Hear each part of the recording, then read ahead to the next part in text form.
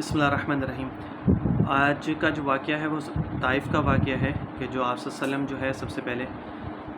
جب تبلیغ کے لیے آپ صلی اللہ علیہ وسلم جو طائف گئے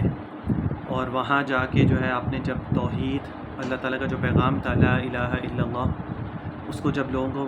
تک پہنچانا چاہا اور لوگوں کے سامنے جب اللہ تعالیٰ کا پیغام کو رکھا تو لوگوں نے جو ہے وہ آپ صلی اللہ علیہ وسلم کو تنگ کرنا شروع کر دیا۔ یہاں پہ ایک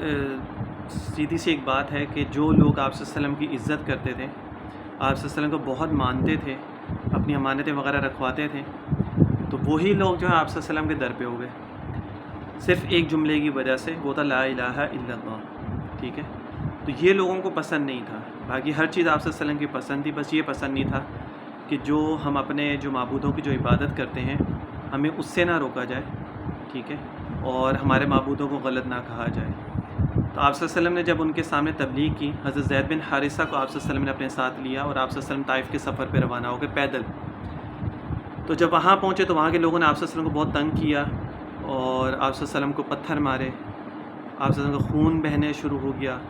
خون بہہ بہہ کے آپ صلی اللہ علیہ وسلم کے قدم مبارک تک، جو آپ نے جو نالین مبارک پہنا ہوا تھا وہاں تک وہ خون جو تھا وہ وہاں پہ رسہ رسہ وہاں تک چلا گیا۔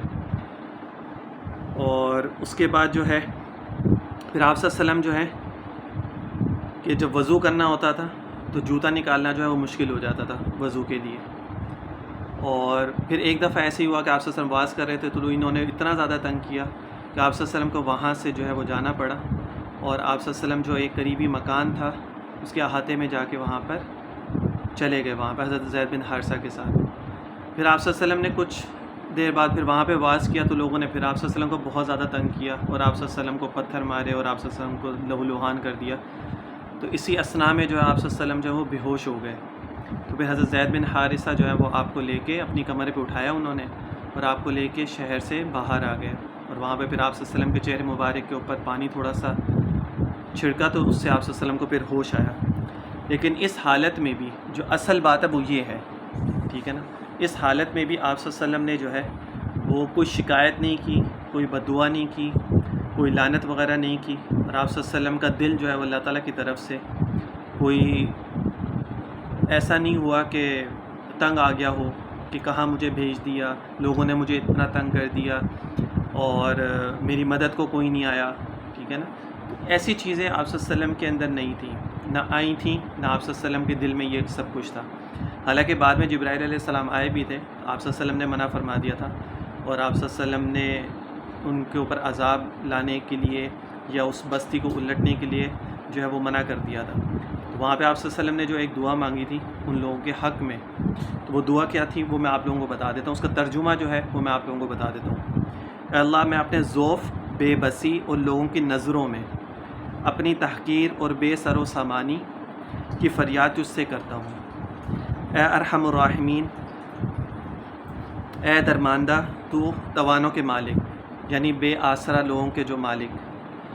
تو ہی میرا رب ہے۔ اے میرے آقا، تو مجھے کس کے سپرد کرتا ہے؟ ٹھیک ہے نا۔ اب آپ صلی اللہ علیہ وسلم یہ طائف والوں کے لیے جو ہے وہ دعا مانگ رہے، بیگانوں کے جو ترش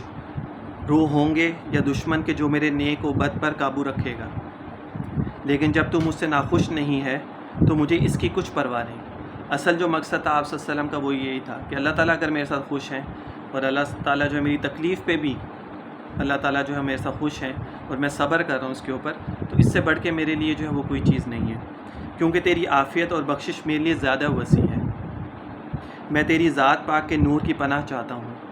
جس سے آسمان روشن ہوئے اور جس سے تاریکیاں دور ہوئیں اور دنیا اور آخرت کے کام ٹھیک ہوئے۔ تو اس سے اس بات کی پناہ چاہتا ہوں کہ مجھ پر غضب نازل کرے یا تیری ناخوشی مجھ پر وارد ہو۔ آپ صلی اللہ علیہ وسلم کا صرف ایک ہی مقصد تھا، اللہ تعالیٰ کی محبت، اس کے علاوہ آگے کچھ بھی نظر نہیں آتا تھا، نہ تکلیف،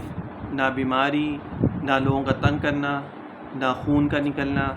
نہ پریشانیاں، کچھ بھی۔ ساری زندگی اگر آپ صلی اللہ علیہ وسلم کی سیرت کو اگر آپ لوگ پڑھیں تو آپ لوگوں کو پتہ چلے گا کہ آپ صلی اللہ علیہ وسلم نے جو ہے ان سب چیزوں کے باوجود، اتنی تکالیف، اتنے فاقے، کھانے کو کچھ نہیں، لوگوں کا تنگ کرنا، ٹھیک ہے نا، ان سب چیزوں کے باوجود کبھی بھی آپ صلی اللہ علیہ وسلم نے اللہ کو نہیں چھوڑا، ٹھیک ہے، اللہ تعالیٰ سے جو محبت ہی آپ کے دل میں، آپ نے اس کو کبھی نہیں چھوڑا۔ اچھا، یا تیری ناخوشی پر وارد ہوں اور تجھ کو منانا ہے حتیٰ کہ تو راضی ہو جائے، اور تیری مدد اور تائید کے بغیر کسی کو کوئی قدرت نہیں ہے۔ آپ جو چاہیں گے وہ ہوگا، آپ جو نہیں چاہیں گے ویسا کچھ بھی نہیں ہوگا۔ آپ صلی اللہ علیہ وسلم نے طائف سے واپس ہوتے ہوئے یہ بھی فرمایا، جب آپ وہاں سے واپس ہو رہے تھے اور آپ صلی اللہ علیہ وسلم نے دیکھا کہ لوگ جو ہیں وہ میری بات کو نہیں سن رہے اور تنگ کر رہے ہیں، آپ صلی اللہ علیہ وسلم کو تکلیف پہنچا رہے ہیں، تو پھر آپ نے وہاں سے واپس ہوئے اور آپ نے فرمایا میں ان لوگوں کی تباہی کے لیے کیوں دعا کروں اگر یہ لوگ خدا پر ایمان نہیں لاتے۔ اب یہ الفاظ سننے والے ہیں کہ میں ان لوگوں کے اوپر اگر یہ ایمان نہیں لاتے تو اس کا مطلب یہ نہیں ہے کہ میں ان کے لیے تباہی کے لیے ان کے لیے دعا کروں۔ تو کیا ہوا، امید ہے کہ ان کی آئندہ نسلیں ضرور اللہ واحد پر ایمان لانے والی ہوں گی۔ کہ آپ صلی اللہ علیہ وسلم نے فرمایا کہ اگر یہ لوگ ایمان نہیں لاتے، ٹھیک ہے، تو اس کا مطلب یہ نہیں ہے کہ میں ان کے اوپر جو اللہ تعالیٰ سے دعا کروں کہ اللہ تو ان کے اوپر عذاب نازل فرما دے، ٹھیک ہے۔ ہو سکتا ہے کہ اگر ان کی جو آنے والی نسلیں ہیں وہ ایمان لے کے آ جائے، اور ایسا ہی ہوا تھا کہ ان کی جب مکہ کے اندر جب ایمان آیا، اسلام آیا مکہ کے اندر، تو آس پاس کے جتنے بھی تھے سب نے جو ہے وہ اسلام وہاں پہ قبول کیا، اور لوگ گروپ کے گروپ جو ہے فتح مکہ کے موقع پر اسلام قبول انہوں نے کیا۔ تو اگر یہی موقع پہ اگر آپ صلی اللہ علیہ وسلم جو ہے وہ دعا کر دیتے اور اللہ تعالیٰ سے کہتے کہ اس بستی کے اوپر جو ہے وہ عذاب نازل فرما دے، تو شاید ان کی آنے والی نسلیں مسلمان نہیں ہوتی۔ تو یہ آپ صلی اللہ علیہ وسلم کی دور اندیشی تھی، اور آپ صلی اللہ علیہ وسلم جو ہے یہ آپ صلی اللہ علیہ وسلم کی شفقت اور رحمت تھی کہ آپ صلی اللہ علیہ وسلم نے ان کے اوپر شفقت کی، لیکن ان کے آئندہ آنے والی نسلیں جو تھیں انہوں نے اسلام قبول کیا، اور ان کی پھر آگے نسلوں نے اسلام قبول کیا۔